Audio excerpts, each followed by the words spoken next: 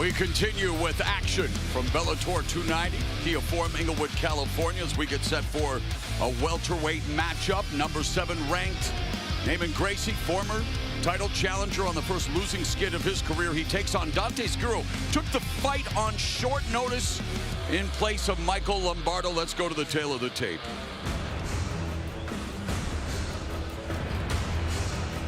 Tail of the tape for this welterweight matchup. Take a look. It is very close as far as 11-4, 9-4 for the records. Neiman Gracie just a little bit older, 34 compared to 29. Here's Michael C. Williams. And now, ladies and gentlemen, tonight here at the Kia Forum, we return to the action with 3 5-minute rounds in the welterweight division. Introducing the blue corner. At 6'1", weighing in 170.6 pounds. His professional record, 9 wins, 4 losses. By way of Madison, Wisconsin, he fights out of Denver, Colorado, Dante Schiro. And across the cage, his adversary out of the red corner. At 6 foot, weighing in 170.4 pounds, the one-time welterweight title challenger enters with 11 professional victories, 4 defeats from Rio de Janeiro, Brazil, presenting Neiman, the Lion Gracie. In charge, your referee, Blake Grice. Neiman Gracie looking to bounce back from the first knockout loss of his career against Goichi Yamauchi, while Dante Schiro tries to bounce back from a submission defeat against Luca Poklet, the infamous Lucanator. The Lucanator holds, a hold that most people will never see again. Dante Schiro had never seen it either. Yeah, reverse arm triangle choke, so both of them looking to get back on the winning track. And for Neiman Gracie, representing the first family of Brazilian Jiu-Jitsu, looking for his first win since September of 2021. Johnny's just 2-4 since he challenged then-champ Rory McDonald for the welterweight title in June 2019. You know, you take a look at his career and what he's been doing, and he has had some phenomenal performances. His fight against Ed Ruth, he looked fantastic.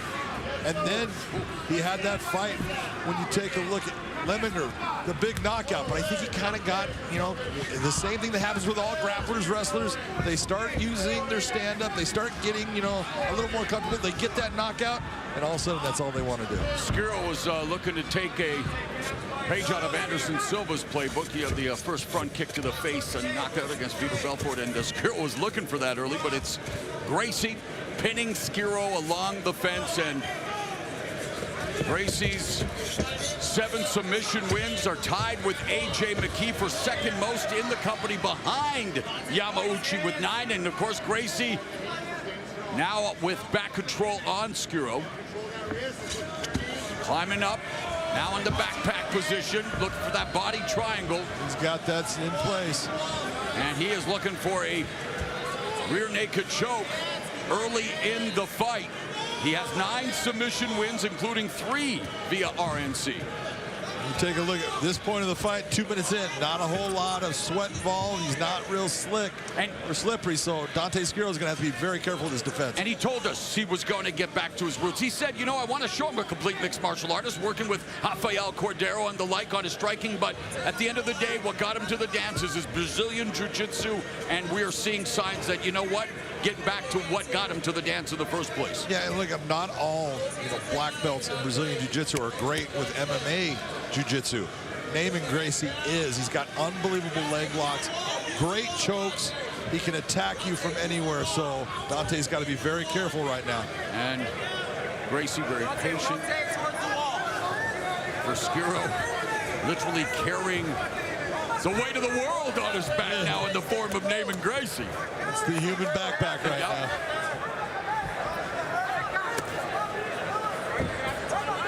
And all these shots, if you're going to see when Neiman opens up, punches a little bit, that's just to make Dante move. Dante's trying to hold on to that glove. Makes it a little bit more difficult. But all of this movement, that's Neiman starting to set up the choke with the left arm. There it is. You can see it, boy, once he gets it. Dante Schiro's last loss was the first time he's been submitted, but in danger of being submitted here in round number 1 as Neiman Gracie slowly making life very difficult for Schiro. Schiro's got a problem right now. That is tight. You can see him struggling. Gracie's just going to keep on holding. He's trying to pull that hand off. Nice job by Dante Schiro. Neiman did a beautiful job of readjusting it. It's a little bit of a twist to it. Schiro's hanging tough. Take a look at the face. And it's interesting. Gracie told us the neck crank is the most violent, most painful submission he can get. He loves going for those face and neck cranks. Because he doesn't have to get the neck. He can use that chin and crank that face around. He knows the pressure it puts on the neck. Great job by Dante Schiro to remain calm. Panic is a horrible attribute. It will do you no good in a fight. And he had none. He was just calm and relaxed. The whole time you go back to the fight with Dante Schiro against Logan Storley. Look at how he performed there on the ground. He's got a very solid ground game. Yeah, that was a split decision setback against Storley, who will challenge for the welterweight championship against Yaroslav Amosov coming up February 25th when Bellator MMA returns to Dublin. But right now, Schiro has his hands full with Neiman Gracie. Under half minute remaining in the opening round. Hammer fist from Schiro. Nice hammer fist by Schiro, but this is where he needs to be careful. The leg lock situation.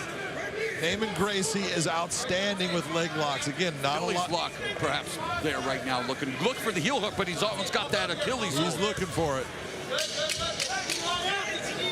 So Dante Schiro in a taunting situation, but he will escape the opening round and the grappling prowess of Neiman Gracie.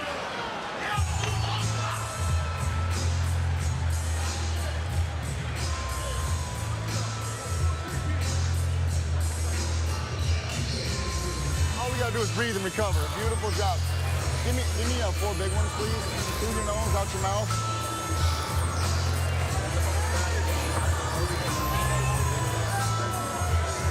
Good job kicking. Yes. Off the cage. And you got that body triangle a little too early. We gotta be. Pegar as costas, mão naquele ombro ali, que ele tá agarrando na luva. Aí você puxa e pega igual aquela que eu peguei o japa lá. Tu vai pegar ele de novo. Tu viu que ele não consegue te acompanhar. Ele não consegue. Entendeu? Excelente. Neiman's uncle, Renzo Gracie, another tremendous fighter in his own right throughout the years.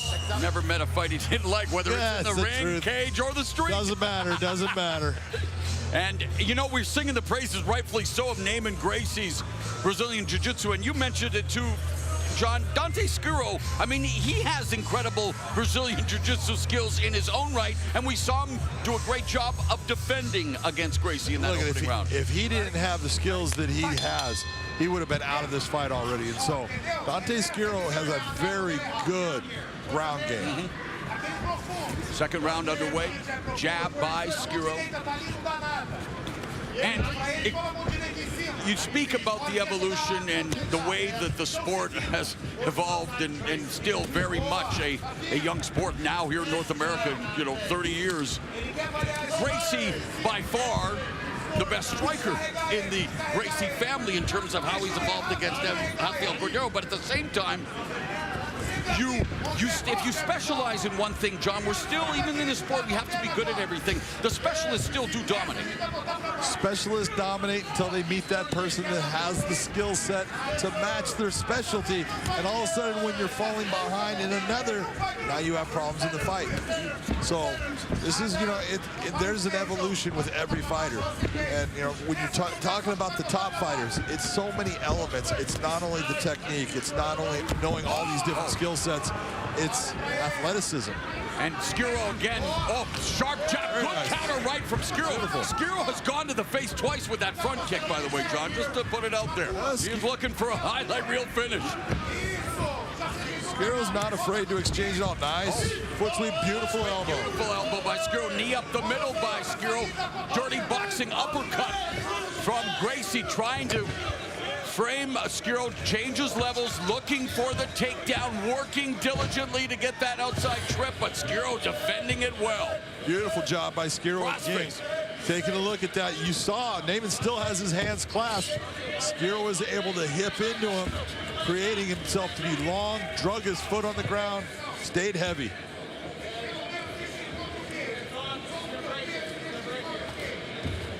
Schiro pummeling.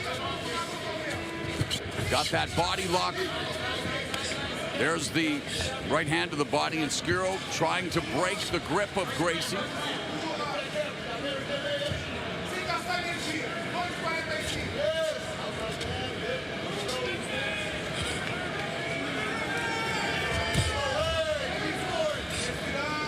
Again, Schiro taking the fight, John, on short notice. It was supposed to be Michael Lombardo facing Neiman Gracie, and Schiro gets taken down here. 2.5 minutes left in the second round, but I think he's acquitted himself well in terms of, as we mentioned, defense is also necessary. You'd rather be on the offensive, but a strong defense can help. But here he's in trouble now. Full mount by Gracie. Full mount now by Neiman.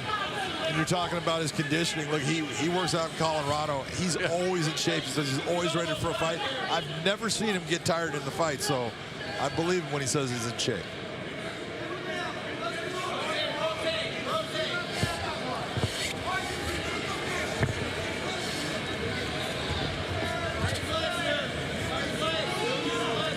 Gracie's corner wants him to keep punching Schiro, but Schiro's got that left hand neutralized. It's tough because his right hand is close to the cage, so it's hard to swing on that side. And this is part of the sport. You got to be able to figure out, how am I going to be able to open up and do damage? Nice job of moving him there. It's got the back. Again, looking for that face crank. Would love to turn it into a mata-leão, or lion kill in Portuguese, but known as the rear naked choke. But again, Schiro defending, but needs to try to find a way to turn the tables and get some offense in here on Neiman Gracie, doing a good job with that body triangle, of course. Not impossible to escape, but pretty impossible the way it is right now, especially up against the cage. Yep. He wants to put that foot to the ground, and he can't do that based upon the positioning. So Schiro's in a real bad position here. Final minute of the middle frame.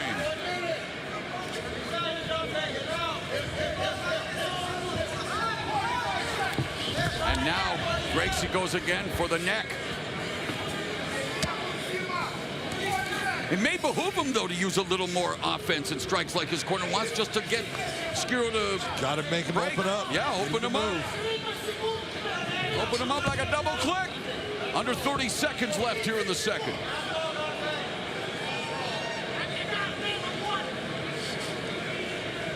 Schiro just remaining nice and calm here. He knows as long as he can control that offhand, he's going to be good. He doesn't have to worry about it. Just because it's against his neck doesn't mean that he's in trouble.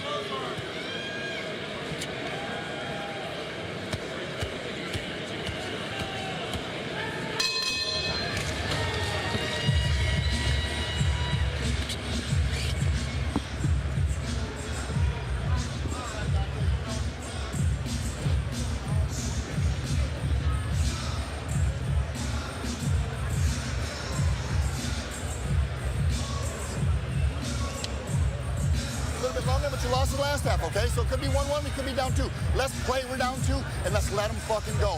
You need to step through on your cross and trace it with that left high kick, okay? Stay on the jab, go to him to bang. Make sure you're circling after your shots so we can't tangle. No more body lock shit, no more body lock. Vamos ganhar essa merda, cara. Tu faz 10 rounds desse. Ele vai começar a tentar super embaixo, depois tentar de bolsa.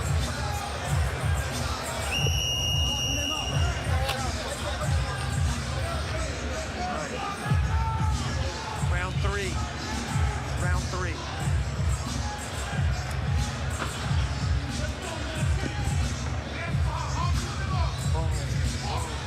Ready, fight.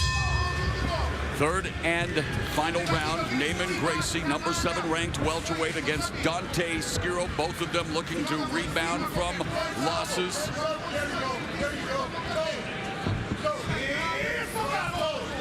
Dante's going to have to figure out a way to get into Neiman, land big shots, because he's lost both of the first and second round.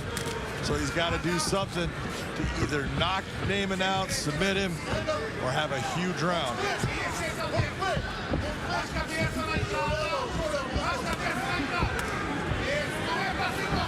Outside low kick by Gracie connects. Gracie, naked shot. And Schiro dropping some elbows. As long as they're not 12-6, they're okay.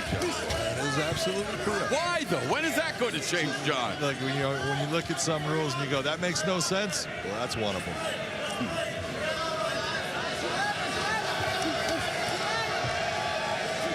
Schiro very good when he gets into that Muay Thai plum, but he's unable to get his back off the cage, so he can't swing his hips, he can't swing knees. Very difficult to land stuff when you're up against that cage. Schiro again pummeling and looking for the break.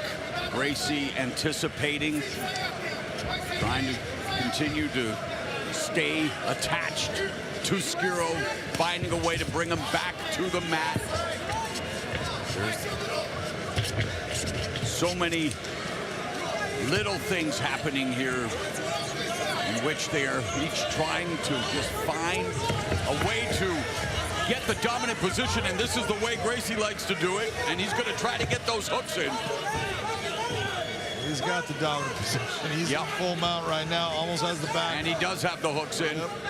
And if he can flatten out Schiro, it may just be a matter of time. 3 minutes left in the fight. Now here's where you'd really like, if you are in Neiman's corner, you want him to open up. Big punches.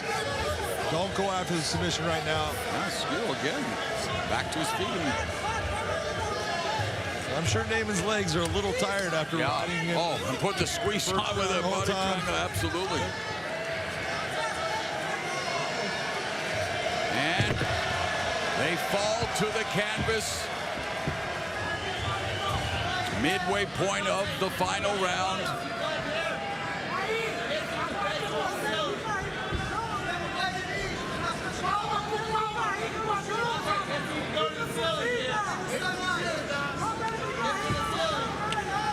Dante doing a very nice job. You see him as he's just trying to control that wrist, stay calm. Neiman's trying to make it look ugly.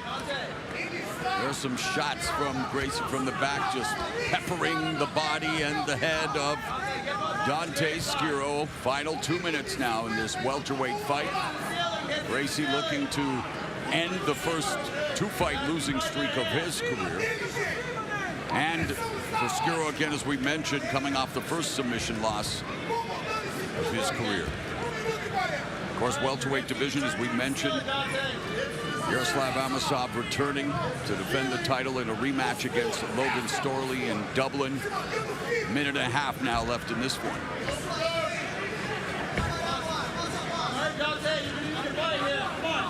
And in every statistical department, except for elbows, it's Neiman Gracie. And for elbows, Schiro is 2 for 2, John. 100%, baby. 100%. You got to find something in the fight that is a plus. Now you got it. Unfortunately for Dante, even with his outstanding grappling, just not enough to beat the grappling superiority of Neiman Gracie. It's like you're in quicksand when you're against a guy like Gracie with his pedigree and the ability to just control. And it's obvious that Gracie is more concerned of getting back on the winning track, not really wanting to take any unnecessary chances. Yeah, there's no doubt he's not, you know, he's not going to give up this position right now. Schiro looking for, stay with it. I was going to say the backdoor escape, not with the doors locked with a body triangle. Schiro almost, you know, slamming his own head into the canvas there. Martin Kirk, Gracie back in the day, Japan. Mr. Bochanchin. Yep, Matt Lindman may have done the same thing. Oh, he did knock himself out against Nico Vital.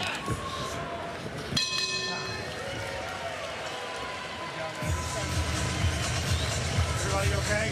So, Neiman Gracie cruising to what has to be a clean, easy victory. Sweep over again Dante Schiro, who, hey, let's again, hats off to Schiro. Short notice still, gave, you know, unable to get on track. There's Rafael Cordero with Gracie. Now Schiro's like, you know what? I did all I could on the time that I was given, and What could he have done more, if anything, John? Yeah, honestly, I don't think there's more that he could have done. Like, he came in, he obviously was in shape because yes, he was. He had a guy riding his back for most of that fight, and he's still there.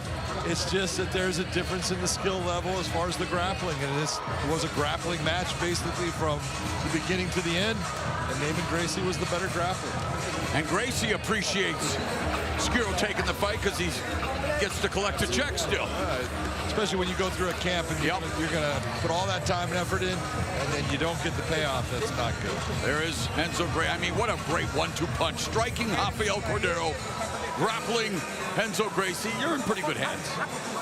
Not bad. Not bad. So it should be academic. And we await the official decision. Well, they're already taking pictures over there.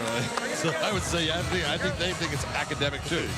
All right, let's get the official decision. Here's Michael C. Williams. Ladies and gentlemen, having gone the distance, we'll go now to your three judges, Hadi, Muhammad Ali, Chris Lieben, Rafael Davis. All have it the same, 30-27. I'll have it for the winner by unanimous decision, Neiman, the Lion Gracie. Neiman Gracie cruising to a unanimous decision victory. And back in the win column now, 12-4 overall, 10-4 here in Bellator.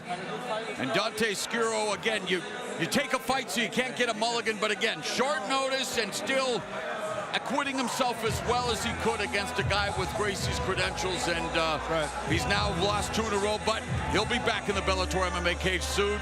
And there is the winning team celebrating with a photo op. We continue with more Postlims action from Kia Forum in Los Angeles. Don't you dare go anywhere. The new Bellator MMA app is here. New look, new features, new fights. Watch live weigh-ins and prelims. Share your fight picks. Earn points and badges as you rank up to the heavyweight division. And stay up to date on events, rankings, and news. For all the latest features, download the new Bellator MMA app. Available on the App Store and Google Play. From the gym to the streets, Bellator fans head to BellatorShop.com and gear up in the same apparel the fighters wear. February 25th, Bellator is back live on Showtime as the Ukrainian champion Yaroslav Amosov stands for glory and welterweight gold in a rematch against Logan the Storm Storley.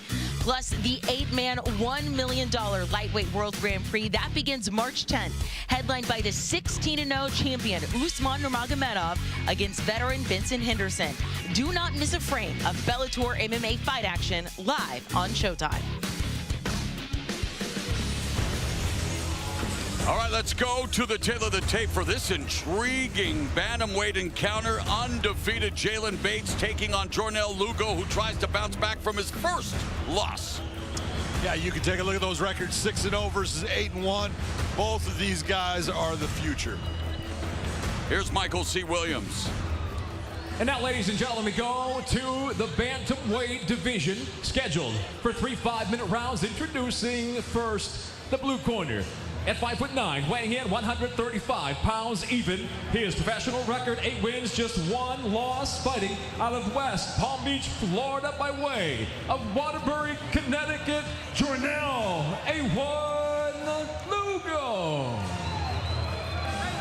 And across the cage, his adversary out of the red corner at 5'10", weighing in 136 pounds. As a professional, he's undefeated at 6-0 out of Lakewood, California, Jaylon, the new breed Bates.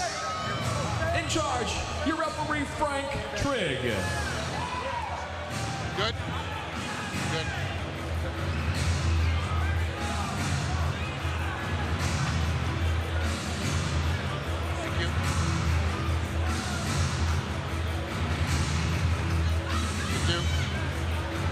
Ready? Ready? Fight!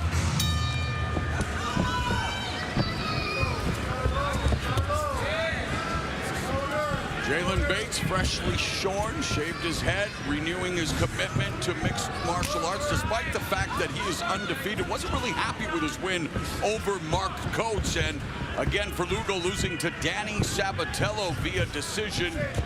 Bantamweight division is cooking. We cannot wait for the final of the Bantamweight World Grand Prix. Rafion Stotts and Patchy Mix for $1 million and the opportunity to challenge the Bantamweight champion, Sergio Pettis. And these two really just beginning their careers. They would love to be on the fast track to bigger opportunities, but this is real good matchmaking here tonight. This is fantastic. And you're talking about Lugo. He lost to Sabatello. He had his chance of being in the Bantamweight Grand Prix, but he is a young fighter, and he's a very intelligent fighter. This guy's watching tape all the time. We talk about watching even old fighters and stuff. Lugo has got a very high IQ for a guy that doesn't have a ton of experience. Bates, just an athlete, very good in all aspects. Good grappling in the submission game, good wrestling, and stand up, he's got power.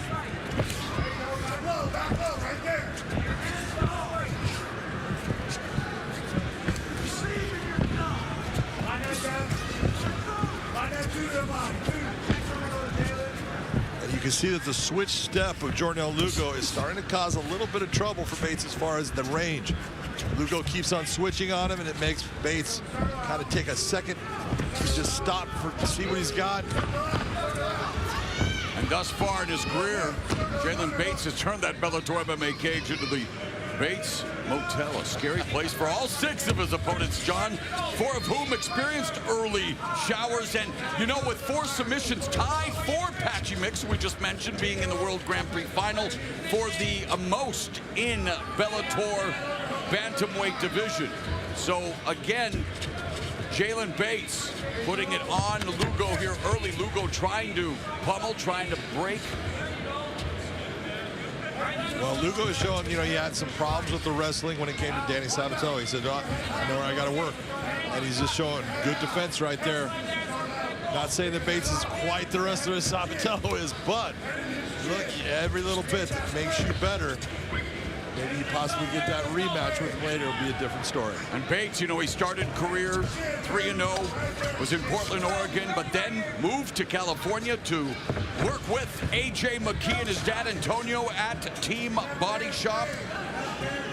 And he is in good stead there as well. That was a nice try with the wizard by Jaylon. Bates hit that wizard hard. Lugo totally onto it, kept his feet, kept his balance. They're both working hard right here. Doesn't seem like a lot's going on, but there is a ton of pressure. A lot of back and forth as far as just getting that arm underneath, getting that underhook. Both guys working hard. Nice job by Lugo. Lugo trying to create some separation, spinning back elbow, misses for Bates, and they are great scramble here. Both of them jockeying for position, ends up right now with Bates with the real waist lock. That was a very nice move overall. Bates got taken down, got right to his feet, turned that situation around. Now he's on the back of Lugo.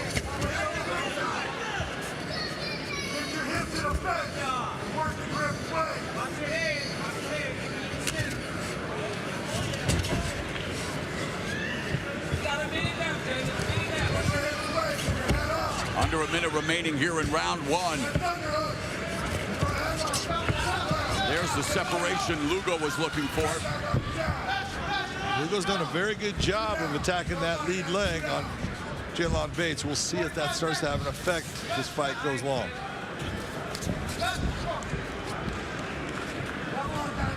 Both fighting out of the southpaw stance, a right-hand jab by Lugo. 30 seconds now left in the first 5 minutes.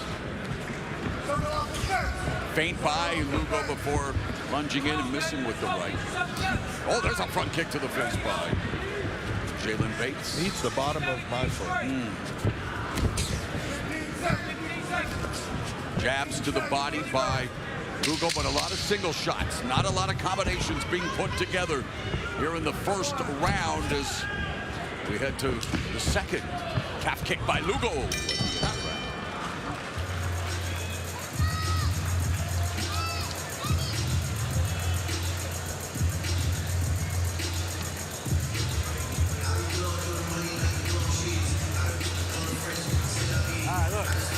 Pretty good round. defensively, you were sound when he was trying to take you down. But I want you to build more offense, okay? Dirty on the way out. Looking for the elbows, be slick.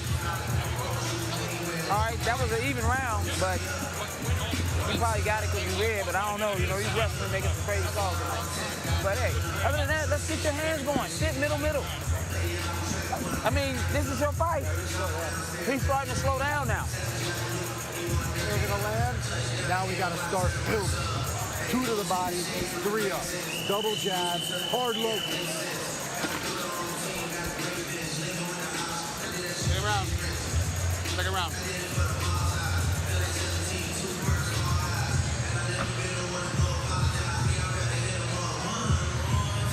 Ready? Ready? Fight!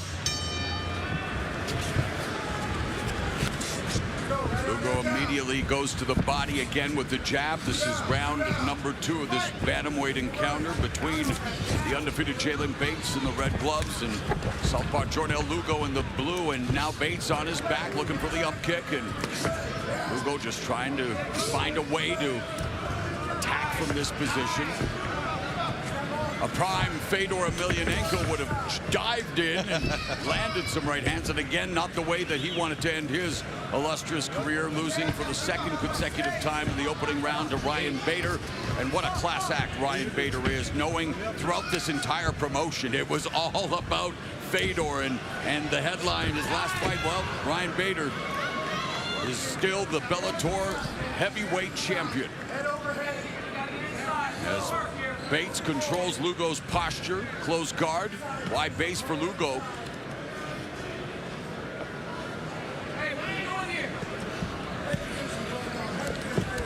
Bates should not be closing that guard. He needs to attack Jornel Lugo. Look for the sweeps, look for a reversal here, look to put the feet on the hips and push Jornel Lugo out so he can stand up. But you do not want to just accept being on the bottom.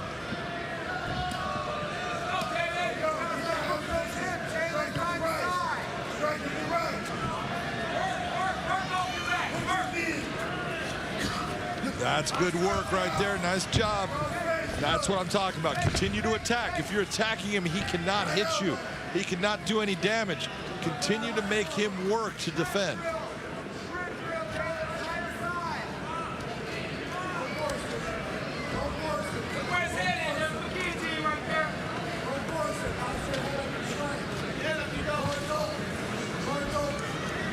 Three minutes remaining here in round number 2. Half guard employed by Bates, shrimping his hips as Lugo putting the pressure on, but they're going to the body now, so they're each exchanging little short shots. And Lugo desperately trying to pass the guard of Bates. Bates doing a good job in keeping that from happening. Well, at least he's in a half guard now, and a half guard is a good position. Clamp down on that leg, start to open up with that right hand.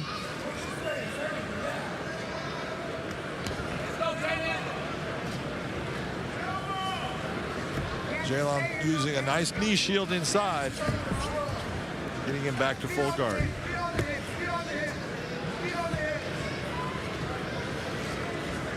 Bates' corner wants those feet on the hips, but now back to closed guard, and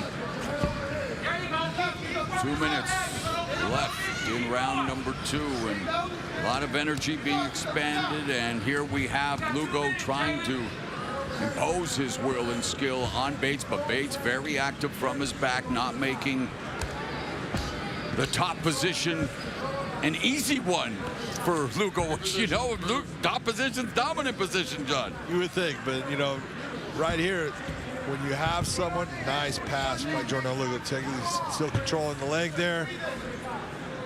Locking in it half guard. Of course, now Lugo able to try to escape, maybe jump to the other side, John, but no, again, it's Lugo trying to find a way, but Bates busy off his back, but unable to sweep or reverse Lugo. Lugo not throwing a lot of strikes, though, from this top position. No, not a lot, but enough to maintain what he's got compared to those short strikes by Bates.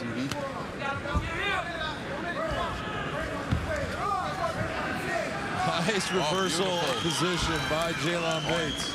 Lugo trying to roll through, but Bates with the back and now delivering some shots with the right hand. You got 35 seconds. Speed him up.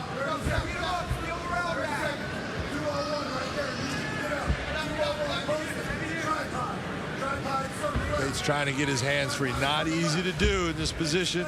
When someone's grabbing you at the wrist, you got that big old blocker of a glove.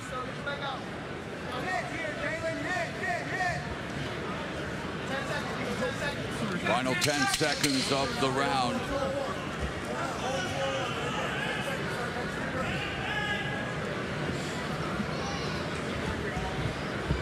Stop.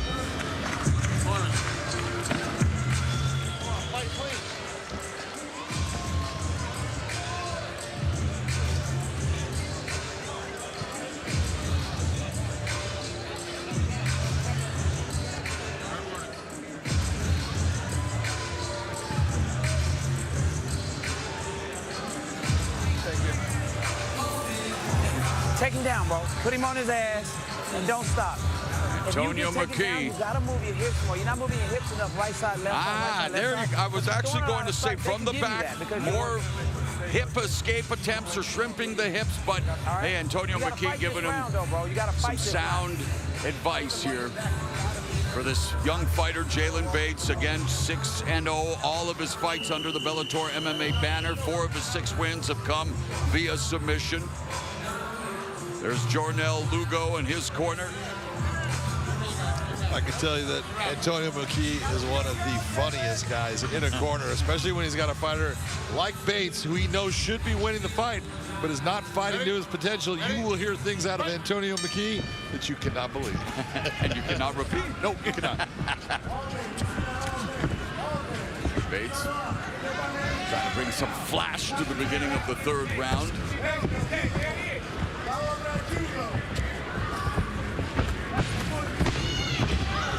Nice takedown right there by Bates, but he lost the position. He's got to try to come through that back door. Lugo needs to back up. There he goes through the back door. He's almost got it. Keep on moving. Lugo trying to fight his way through. Lugo ends up on top.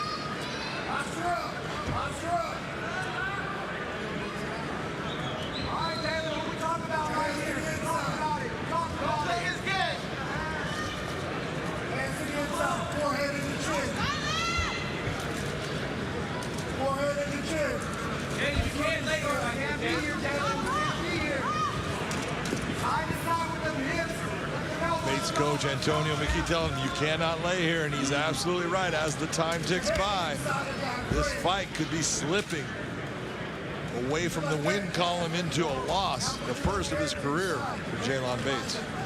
And if you were to go back and watch the tape, if that's the case, you see how many moments, opportunities you let go by, that you stayed in a position that you shouldn't have stayed in. Little mistakes and yet up to big things. And you're right, you know, we talk about it ad nauseum. Lugo controlling top position, doing enough, like you say, not to result in a stand-up, and yet you want to show what you're made of. You want to entertain. You want to make sure that you remain a fixture here in the and easy for me to say is all these years, John, but again, this is a position where you have to do more, sir. I would say yes, but when you're up against someone who understands how to be, you still have to try, Johnny. Absolutely, you do, but it is not easy. No, it's not. It is Absolutely not. And there's Bates looking for a submission, throwing up a triangle attempt now. Well, let's go to the omoplata. Omoplata, yes. But well scouted by Lugo. See, Jornel needed to step over on that, just like he's doing right there. He is. Good awareness by Lugo, but that hand or arm is still trapped. Scramble. But he did exactly what he was supposed to. Use that attempt to get the reversal. That was a nice job by Jaylon Bates. And Bates has the back.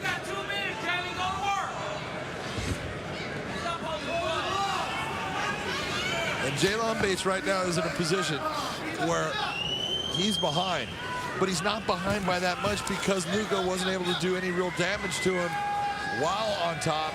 So if you're Bates, man, you got to start opening up. Go after him.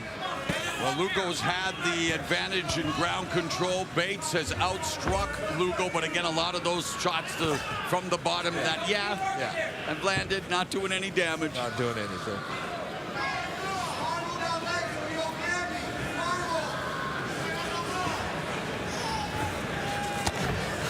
Nice punch underneath. Bates has the back. Minute and a half left in this fight. Nice hand fighting right now. Bates looking to go towards the neck. A nice job by Jornel Lugo. Hey, I'm not going to let you get my neck. I have to get position. I'll do that. Bates riding him through on this.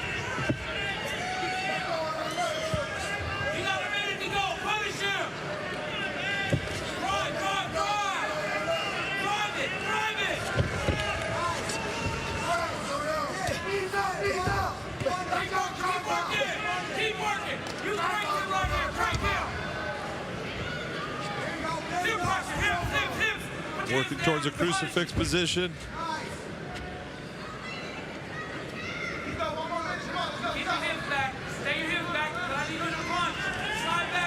Bates has got 35 seconds now to try to get this where he lands enough shots and he takes over the round. Looking towards the Darce. Going to Peruvian necktie.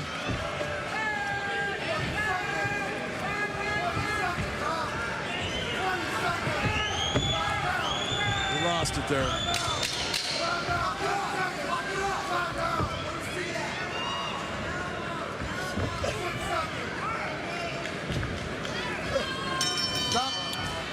After 15 minutes, this bantamweight battle will go to the judges' scorecards. Hard fought. Lots of small little maneuvers taking place. A lot of top control for Lugo. Had the advantage there. And you know, again, numbers don't always tell the full story, as we mentioned. Yes, Bates outstriking Lugo, but most of those strikes came from where he didn't have any leverage on his back. Absolutely, small strikes. Our statistician really likes doing guys that are doing these massive shots from underneath. And of course, a guy like Jornel Lugo always attempts to take the wind out of his opponent's sails, and their conditioning is good, though. The wind was still there. Of course, at bantamweight at this level, these two youngsters, they're gonna be in tip-top shape. And so will Jaylon Bates remain unbeaten, or does Jornel Lugo return to the win column following his first loss? Yeah, that's a good question. It's one that when you take a look and you go, both guys are going to look and say, man, I didn't know at the end of that if I had won or lost, and I don't like that feeling.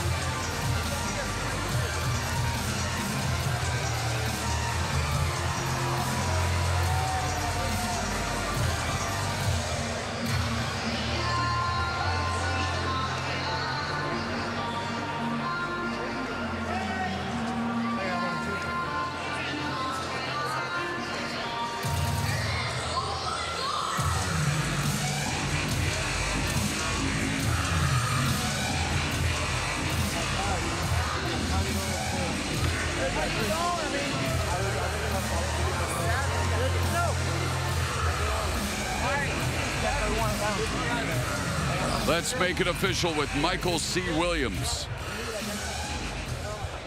Ladies and gentlemen, for the decision, go to your three judges. At cage side, your first, Elliot Kelly, scores the fight 29-28. Seeing the fight for Lugo. Your second judge, Sal D'Amato, scores it 29-28, scoring it for Bates. Your third and final judge, Ron McCarthy, 29-28. Seeing it for the winner by split decision, Jaylon, the new breed, Bates. improves to 7-0, while Jornel Lugo is now in the first losing streak of his career, having tasted back-to-back defeats and emotional baits, knowing he pulled out a hard-fought victory. More action still to come. The new Bellator MMA app is here. New look, new features, new fights. Watch live weigh-ins and prelims. Share your fight picks. Earn points and badges as you rank up to the heavyweight division. And stay up to date on events, rankings, and news. For all the latest features, download the new Bellator MMA app. Available on the App Store and Google Play. From the gym to the streets, Bellator fans head to BellatorShop.com and gear up in the same apparel the fighters wear. February 25th, Bellator is back live on Showtime as the Ukrainian champion, Yaroslav Amosov, stands for glory and welterweight gold in a rematch against Logan the Storm Storley. Plus, the 8-man, $1 million lightweight world Grand Prix that begins March 10th, headlined by the 16-0 champion, Usman Nurmagomedov, against veteran Vincent Henderson. Do not miss a frame of Bellator MMA fight action live on Showtime. All right, we continue with more action here in the featherweight division. Isaiah Hokit taking on Peter Ishiguro. Let's go to the tail of the tape. Tail of the tape on this, real simple. Hokit, 5'10" to 5'6", but Hokit's the wrestler, and he needs to drop levels to get in on that 5'6" of Peter Ishiguro. Here's Michael C. Williams. And now tonight here, Bellator 290, we go 3 5-minute rounds in the featherweight division. Introducing the blue corner at 5'6", weighing in 145 pounds even. His professional record 2-1 by way of Lake Forest. He fights out of San Jose, California, Peter Wasabi Ishiguro. And across the cage, his adversary out of the red corner at 5'10", weighing in 145.6 pounds as a professional. He too stands at 2-1 by way of Clovis, California. He fights out of Albuquerque, New Mexico, Isaiah Hokit. And your referee in charge, Herb Dean.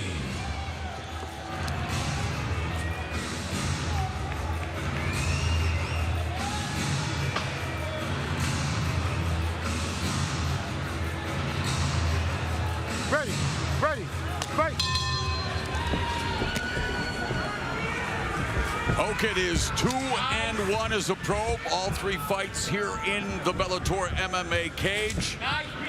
While Peter Ishiguro 2-1 with 2 fights in Bellator. He's 1-1 in this promotion, coming off a win over Elias Anderson. Takedown. As Hokit, using his wrestling to go on the attack immediately, gets the back of Ishiguro. Yeah, Hokit, an outstanding wrestler in the state of California. Very, very solid in everything that he does in the wrestling aspect, and is really learning through his training at Jackson Wink, especially with Aaron Pico. He is really learning how to turn it on, use his hands, use his wrestling, combine everything. Big time ground and pound down. Hokit was knocked out in his pro debut in just 10 seconds by Corey Samuels, but has won 2 in a row since, coming off a TKO win over Matthias Nader. Prior to that, had a technical submission win over Theodore Masuka via rear naked choke. So just getting started. Oh, there's overhand left that landed for Hokit. Right off the forehead. Peter Ishiguro got his chin down now, but every time he sees it come in, his chin's lifting up. That's not a good sign. He needs to keep that chin down towards his chest. Ishiguro wrestled at Boston University before the program got cut his senior year. And John, we talk about how important wrestling is to mixed martial arts, and a lot of programs are being cut, unfortunately, and yet we hope that, I mean, it builds, like we said, it's not just about the athleticism, it's what it builds in character, prepares you for life, and overcoming adversity, and proving to yourself that when you think you've done enough, there's still more. And I mean, I was a mediocre high school wrestler, my friend, but I'll tell you, there was nothing like the torture of a wrestling practice. Oh, the wrestling room is a nasty place. It's got a certain smell to it, a definite heat feel to it. Their beautiful level change, but well defended right now by Ishiguro, but Hokit with a high and the takedown. Beautiful treetop by Hokit right there to get the takedown. Lifting the leg up high, Ishiguro unable to stop that. Hokit, as you mentioned, under the auspices of Jackson Wink MMA, and just one of the all-time great camps in mixed martial arts. And for Ishiguro, representing Smash Fighter, he's fighting out of Lake Forest, California. Hokit from Clovis, California, but of course now training in Albuquerque.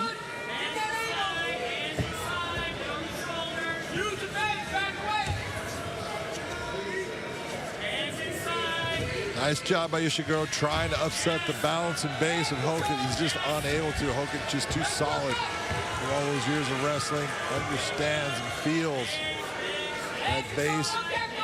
Feels when he's getting a little light. Adjust well.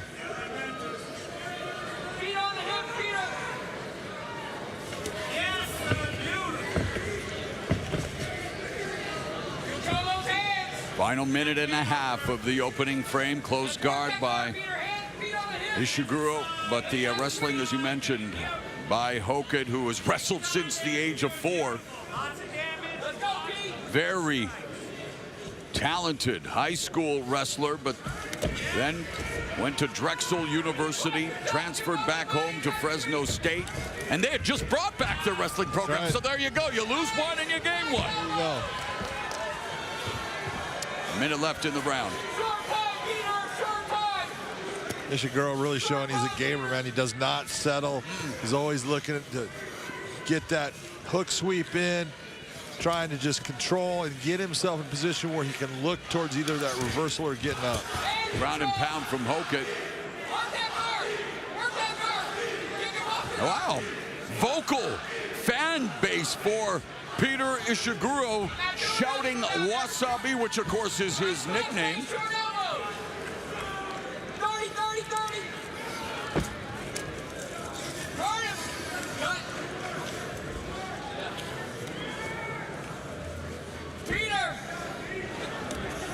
My family traveled from Canada to be here tonight for the special night, and now that I said wasabi, I'm thinking maybe we do sushi after, but they want to go to In-N-Out, of course. How could they not? Hokit, Ishiguro, through one.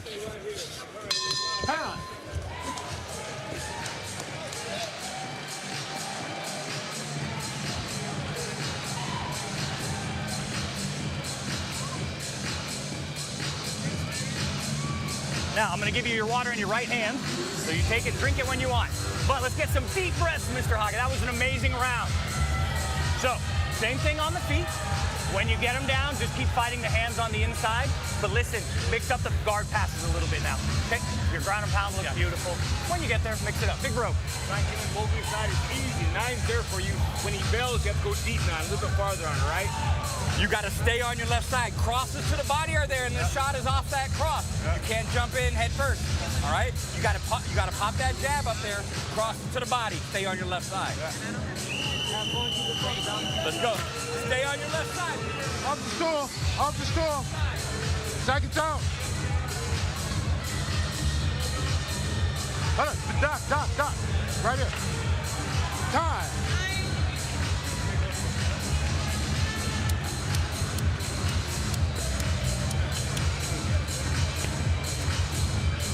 Okay. Stay on your left side, Peter.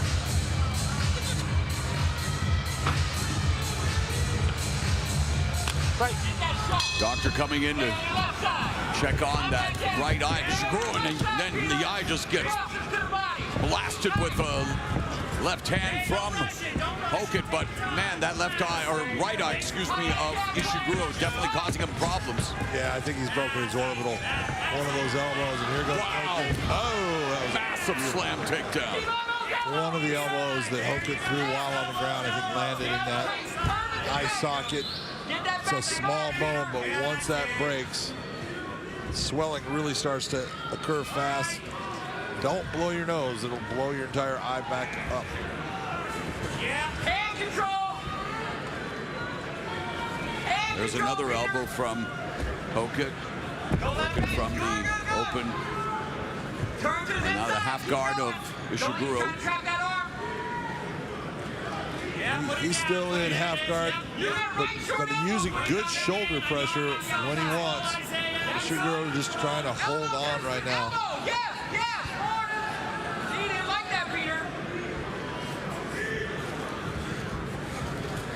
Nice job, Peter Ishiguro, to get that back to full guard. Hey, roll those elbows for me, Isaiah. Get to good hand position, Isaiah. There you go. Now roll. Let's go. This will be the problem if, beautiful elbow by Hokit, if Peter Ishiguro cannot control the posture of Hokit in this situation, elbows are going to come in, and that swollen eye is going to be a real problem for him. Short elbows inside now. Oh, beautiful, Isaiah. Hey, let's just let the corners do the commentary for the rest. You know, it's one of the things that is a beautiful thing, because you know from Jackson Wink. Yeah, he's awesome at that, isn't he? He's just making sure the judges. Exactly. I love Greg for that. It's amazing. Beautiful. Yoda. That's it. That's Greg. You're right. I've been known, I've been called, sell it. Hyperbole, the greatest word ever. Well, Mr. Jackson knows how to sell it. Oh, yes, he does. Let's work that guard. Beautiful damage, Isaiah. You're looking great in there. See, and the best part about it is, sorry, I shouldn't laugh, but if it's a stand-up battle, John, you got Winkle John, who is giving instructions while Greg is the cheerleader saying how wonderful you're doing. If it's on the ground, normally it's going to be Winkle John being the cheerleader while Jackson gives the instructions. Well, we talked about the fact that, you have so many different coaching styles and methods and training, and there we go. There is the dynamic duo, Mike Winklejohn on your left and Greg Jackson on your right. Winklejohn, a tremendous kickboxing coach, and Greg Jackson, who's just a mastermind of all kinds of techniques, especially the grappling techniques. Oh, absolutely. Incredible game plans. Guys, they look at the strengths and weaknesses of both their fighters and the opponents, and usually come up with a fantastic game plan for their fighters. Side kick by Ishiguro. Body kick. That caught Hokit. Hokit trying to catch it, but he tasted that. That was a nice kick by Ishiguro. Yep. There's a left hand by the southpaw Hokit. He's come close 3 times on that spinning back fist.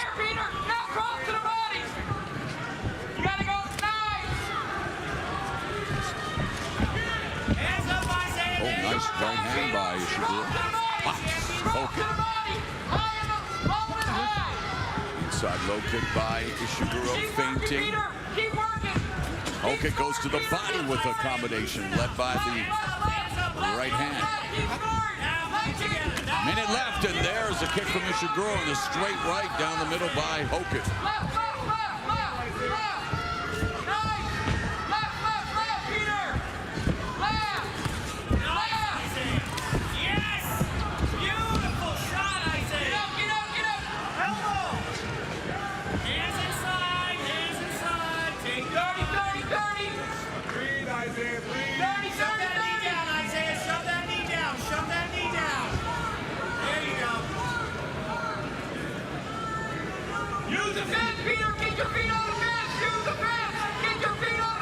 Hokit just trying to work from the half guard, control the position, let the round come to an end, do as much damage as he can.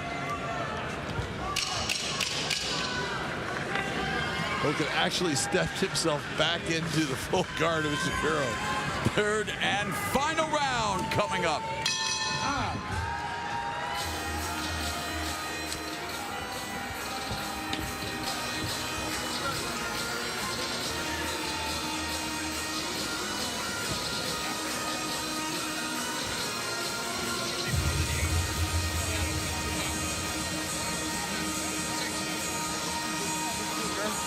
I'm a finisher. Fucking In. Blow it out.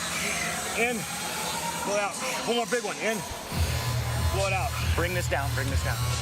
Oh, good, okay, there you are. Overhand. All right? Inside leg kicks are there, too. Yes, but you got to keep your hands tight, and you got to keep circling to your left. Yes, sir. All right? All right? Yes, sir. Keep your front left. Get a good takedown. Hands inside. Big bro. Forward pressure, keep kicking. All it is spin on you, all right? 9, 9.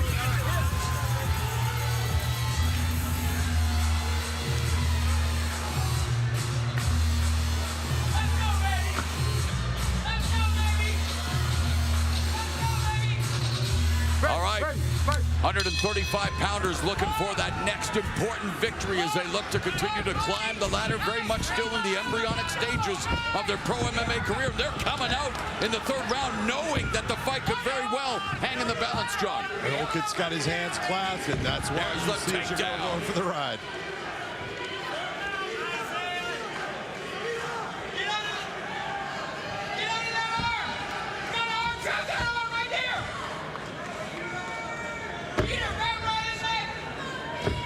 Ishiguro's really going to try to have to figure a way to get himself out of this position or look towards the submissions because he needs to come up with a finish to get this fight.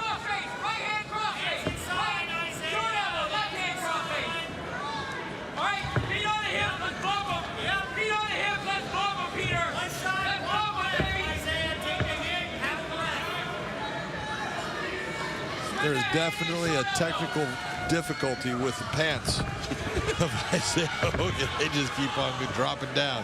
The elastic has given up its life. Wardrobe malfunction.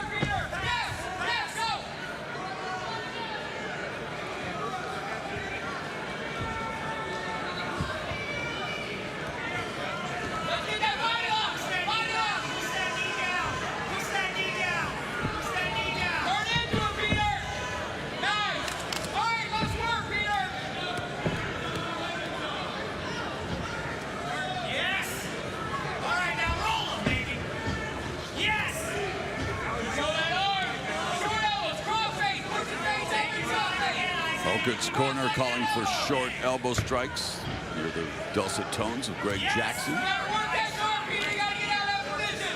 Ishiguro trying to keep Hokit off and down the half guard for Hokit, which is an area he would love to exploit. That was a very clean pass by Isaiah Hokit. Smooth as a fresh jar of peanut butter, John. You notice all these food references I'm making? What is it now? 6.5 hours and counting, big guy. What happens when you like chunky? Hey, let's not disrespect these athletes, Mauro Ranallo. We are here, Bellator 290, Kia Foreman. Really, these guys are going all out, John. And again, to be on this big stage so early in their career speaks to not only what they are capable of doing, but what their respective teams see in them in order to put them in these positions. Yeah, no doubt about it. It's really, when I'm watching this fight, I'm thinking of Hokit from his first fight in Bellator where he had that 10-second knockout loss. You know, and coming out and just, hey, you know, that's, yeah, rebounded nicely. He has done a fantastic job of picking himself up, going to Jackson Wink and learning how to be a mixed martial artist. And you see, he's utilizing his wrestling really well. He's done damage in the fight. This is a progression, and he is getting better as a fighter, smarter as a fighter. And it's nice to see a guy who is young in his career. There's those elbows. Do those things. Yep, there was some elbows from Hokit, and now Hokit, great job here. Just going on the attack, 1.5 minutes left in the fight. Hokit wants to leave, no doubt. Would love to finish the job, and Ishiguro trying to avoid Hokit's attacking. Hokit trying to get to full mount, but Ishiguro from the bottom dropping some hammer fists on him. Minute left. Ishiguro has no quit in him. Nope. As you used to say, he is teak tough. Teak tough, Watch man. the back of the head.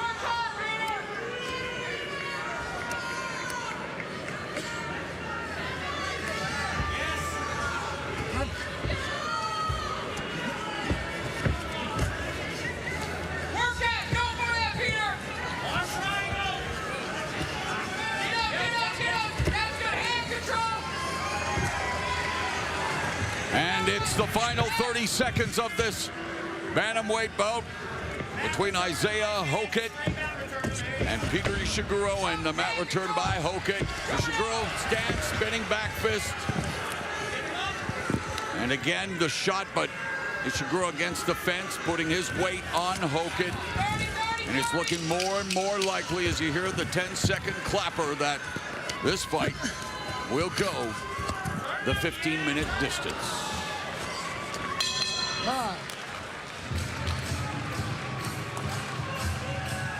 What do you like? Oh, there's no doubt Isaiah Hokit won that fight. Peter Ishiguro fought a very tough fight, man. You know, he did everything he could. He just couldn't stop the wrestling superiority of Isaiah Hokit.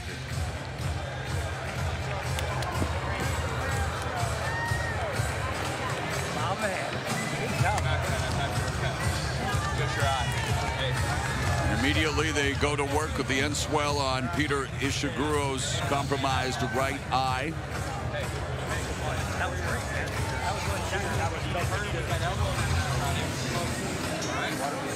And you know, it was Ishiguro too who told us, you know, talking with him, and we continued to talk about wrestling background, but it's true, you know, about the willpower and the determination. He says no other athletes have more willpower and determination than those that you have in the wrestling room, John. He may be right. I'll tell you what, you know, once you've been in a wrestling room, you realize what it takes to be good at that sport. It either makes you or breaks you.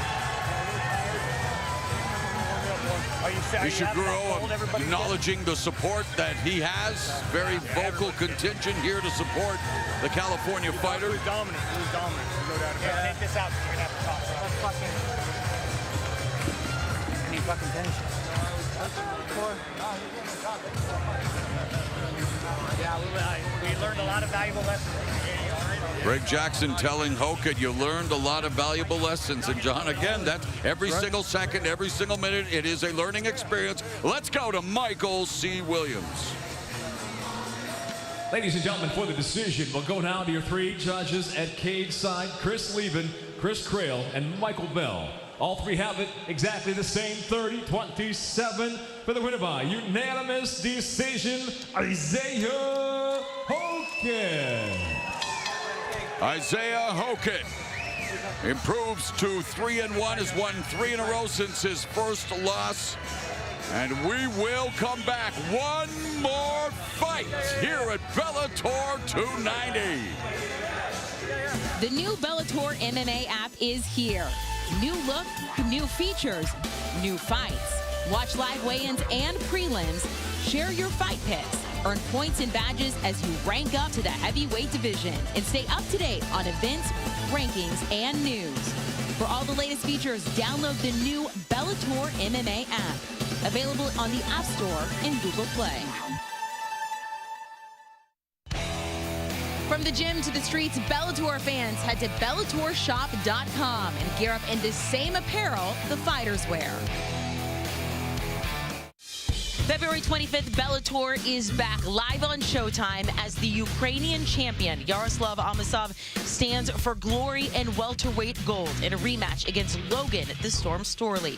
Plus, the 8-man, $1 million lightweight World Grand Prix that begins March 10th, headlined by the 16-0 champion, Usman Nurmagomedov, against veteran Vincent Henderson. Do not miss a frame of Bellator MMA fight action live on Showtime.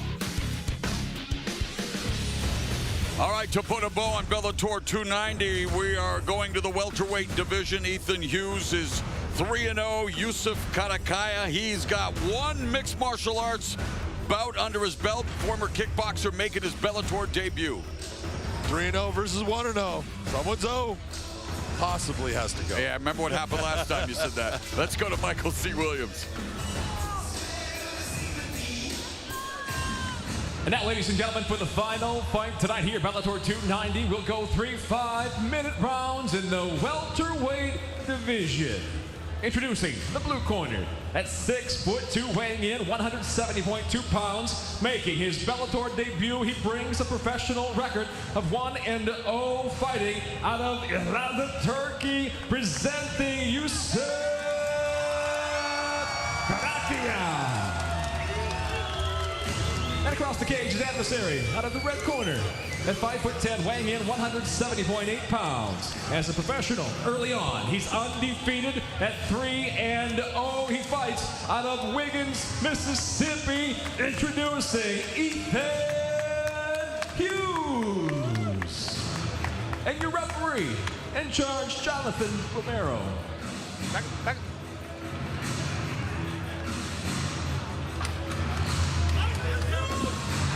All right, Joe, here we go, round one. Are you ready? Are you ready? Fight! Round one, and Yousef Kakaia, who's got a very vocal support group here for his Bellator MMA debut. Turkish kickboxer who is fighting in his second MMA fight, utilizing that kickboxing background, but it cost him. He's taken down early. Taken down early. We're going to see if that training at the body shop has got his wrestling on par to get himself back to his feet. Well, you would think that that's one area that would be working towards getting on par at the body shop. You would think. Ethan Hughes, who is coming off a major victory over Mohamed Sebi, who was a very highly decorated wrestler, a huge favorite.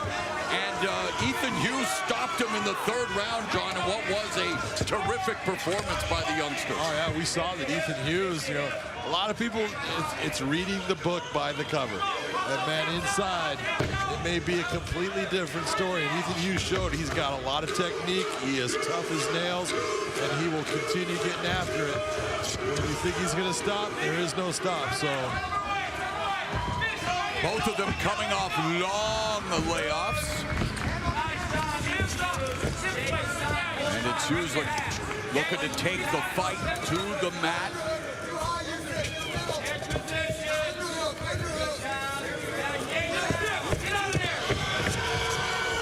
nice job by Kakaia to get that 100%. But Ethan Hughes shrugs it off, comes right back at him. Still working at that takedown. Kakaia now fighting out of Los Angeles by way of Istanbul, hence the vocal contingent of support. Ethan Hughes, he is fighting out of Wiggins, Mississippi. I don't know if Yousef got this, but cheering in the one fight I saw in Turkey from him. Underhook by Kakaia. Looks for the, tries to separate, does so. There's that kick to the lead leg, a low outside leg kick, and Hughes with a 1-2. There's a jab through the guard by Hughes.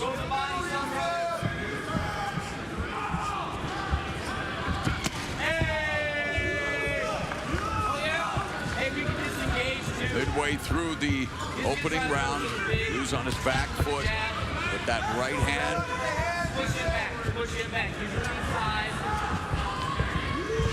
Ready to unload, and Kakaia taking short steps and resets.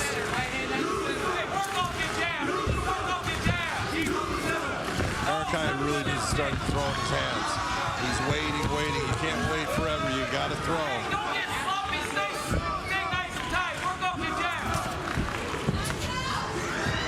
Kakaia left his home at the age of 12. Never gave up on his dreams, was, again, an accomplished Muay Thai practitioner and kickboxer, and here now making his Bellator debut under the tutelage of Antonio McKee. You will never guess what he said when we asked him what his greatest strength was. Striking. Right now, he better turn it into wrestling because Ethan Hughes got double unders on him. Looking to take him down, but nice job. Just strength by Kakaia.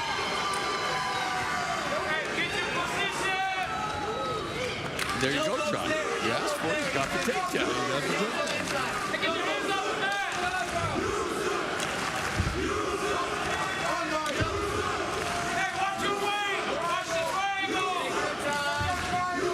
Final minute of the round.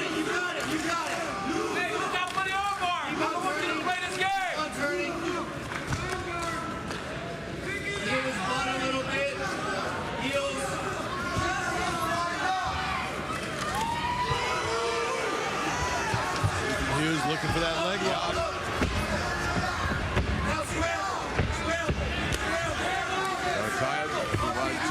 limp leg escape, but now, yep, able to spin out and deliver a left hand to Hughes in there. Kakaia crashing down with the right, but gets snagged again by Hughes. Good sequence here. Kakaia now with the front headlock.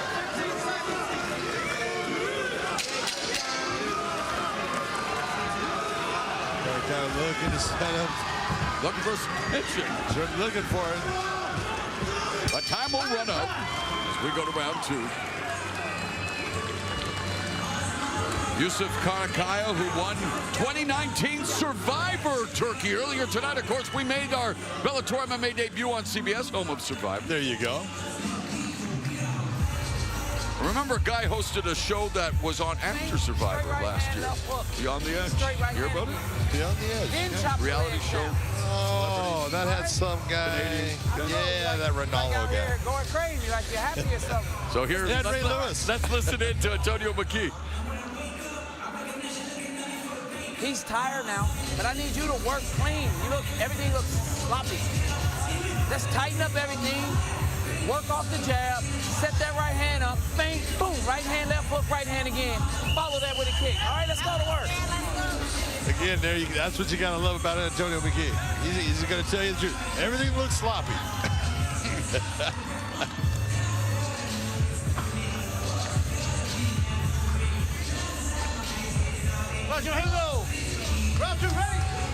DJ doing a great job representing West Coast hip-hop, and of course, hip-hop's 50th anniversary will be celebrated at the Grammys tomorrow night here in LA. But now it's Hughes and Kakaia, second round.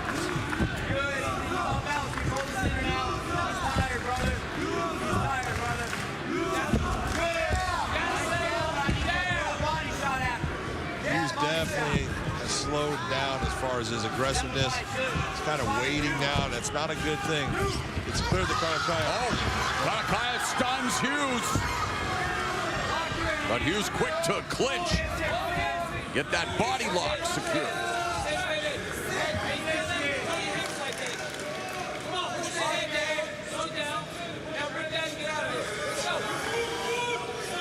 Kakaia digs that underhook, but then he doesn't reach to lift him up. There he goes with that 100% again.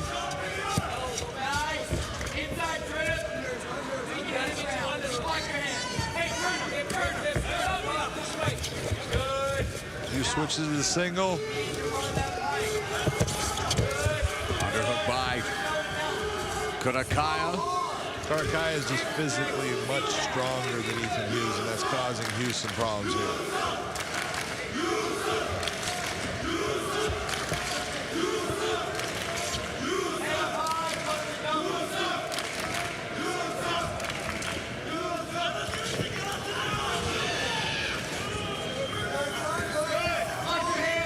Hughes, dogged determination, trying to take the fight to the mat. Well defended by Kakaia. And as I speak now, Hughes got his hands locked now. Yep, he does. Bring those legs together. Get his hips in. Put that head up. Well, good job by Kakaia. Still vertical position. They're breaking. He stunned Hughes again. And there's a knee to the face of Hughes. And Kakaia unloading on Ethan Hughes, the Turkish kickboxer turned mixed martial artist, delivering some superlative strikes. And he has Hughes rattled. Should be his moment right now. Don't crush the space.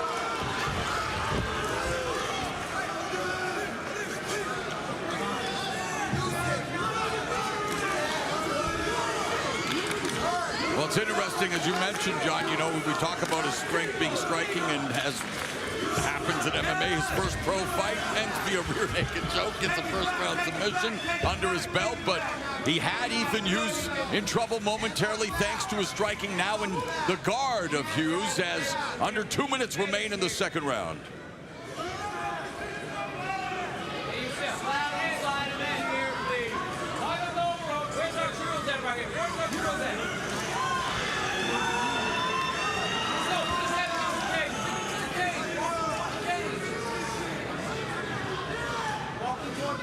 Nice and slow. You got a minute plus. Let's start. Come on, Jornel, let's work. Action.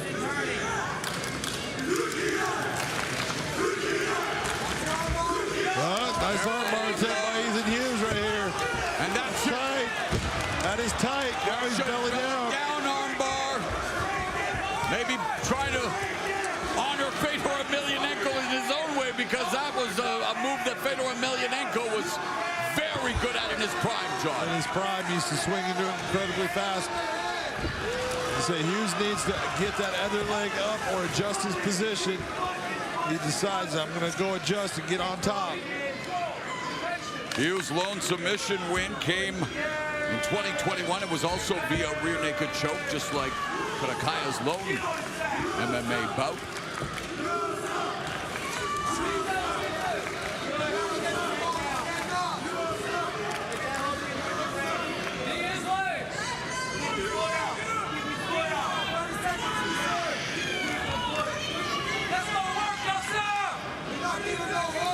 Kakaia's in that position now where he's like, I worked really hard. I almost had him out of here, and now look at where I'm at.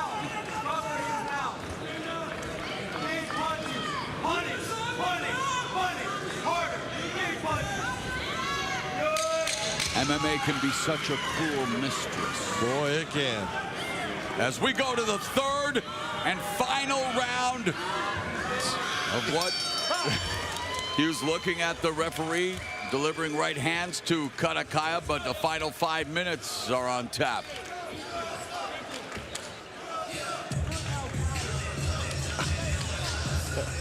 Dude, you're making this fight a lot harder. You're doing a great job, brother. Here's your water. We're gonna take him down again, and we're gonna beat his ass, okay? Stay confident, stay balanced. Yes. Now, keep your hands high and your head up. More body shots and uppercuts, okay? What are you gonna do? Yeah, you're not letting your hands go. You're throwing crazy ass punches. Well, you're gonna have to get it together. Hey, fuck all that. Let's go. Fight down on our feet. Jab, right hand, feint, right hand. Let's go. Get up. Let's go to work. Come on. Some beautiful coaching by Antonio McKee with some colorful language, but he's right. Everything he's saying may not be said in the most friendly way, but what he's saying is right. All right, here we go. Round 3. Ready? Ready? Fight! Ethan Hughes looking to remain undefeated, while Yousef Kakaia looking to do the same, as, again, just their embryonic stages of their respective MMA careers. Kakaia, the striking department, push kick to the body. Get on him, Ethan. He's tired. Hit his body, Hughes' corner wants him to stay on Kakaia, saying that he's tired. Both of them are fatigued after the pace that they've maintained in the grueling ground games. Nice left hand by Ethan Hughes. Get on him, Ethan. Get on him. Get on him now, brother. Good.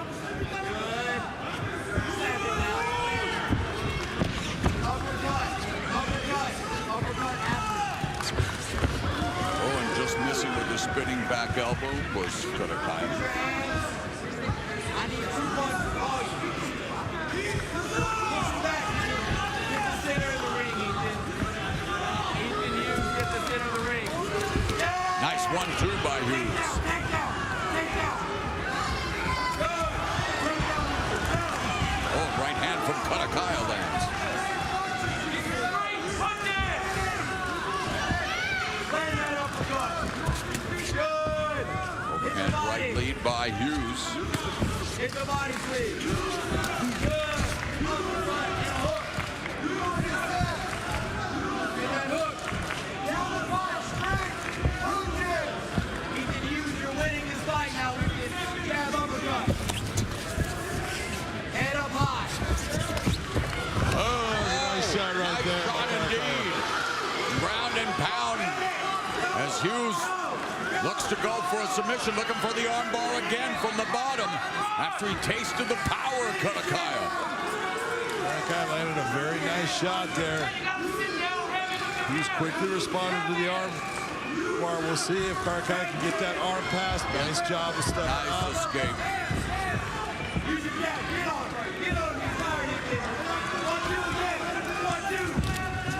Big right catches Hughes from Kakaia. Midway point of the final round. Spinning attack misses again for Kakaia. Hughes changes levels, but nothing doing with this takedown attempt. Kakaia's 2 for 2. Hughes 1 for 3 in that department. Both men incredibly tired right now. All the time being in this building, waiting for their fight, everything, then coming out here, giving it everything they have, and they're exhausted.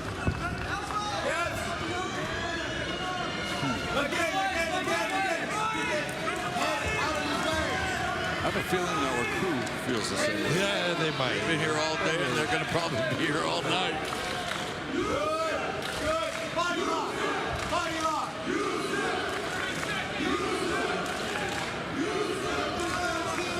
Kakaia's fans have maintained a steady Yousef chant throughout this. So amazing stamina. Next to Fedor, I think he's been the most popular. There's a takedown. Trip, and Kakaia now has Hughes back and delivering some ground and pound and underneath the armpit with the right hand, and Hughes trying to block it, gets a knee to the face. Just over a minute left in the fight. Now inside control. And the knee shield there by Hughes. And beautiful job by Hughes to get back into the close guard. He did a very nice job there, being as tired as he is. Still worked his way, did not let Kakaia have that position of side control.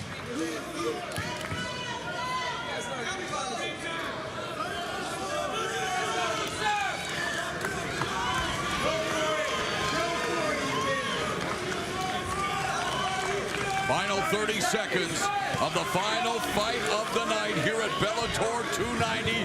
Welterweights Ethan Hughes and Yousef Kakaia. Kakaia making his Bellator debut after being successful in his first MMA fight after a decorated career as a kickboxer.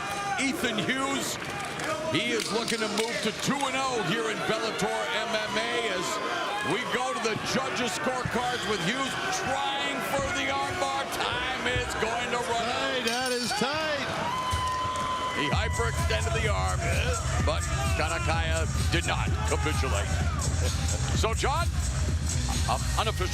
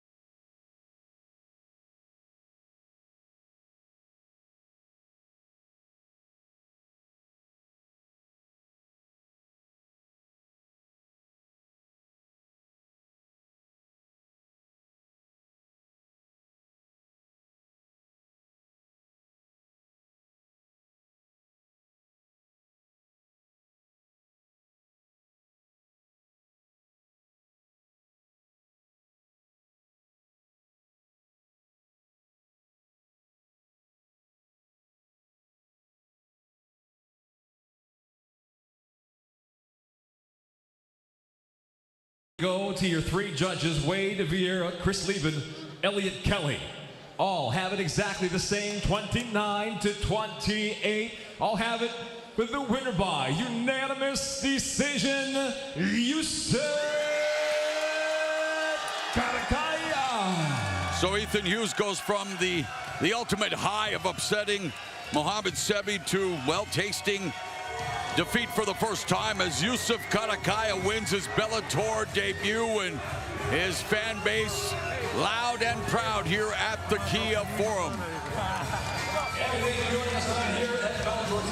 And that will put a wrap on Bellator 290 from the Kia Forum in Los Angeles, California. For Big John McCarthy, Amanda Guerra, Josh Thompson, and the entire Bellator MMA crew, I'm Mauro Ranallo.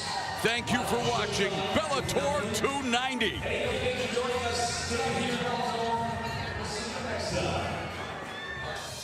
February 25th, Bellator is back live on Showtime as the Ukrainian champion, Yaroslav Amosov, stands for glory and welterweight gold in a rematch against Logan the Storm Storley. Plus, the 8-man, $1 million lightweight World Grand Prix that begins March 10th, headlined by the 16-0 champion Usman Nurmagomedov against veteran Vincent Henderson. Do not miss a frame of Bellator MMA fight action live on Showtime.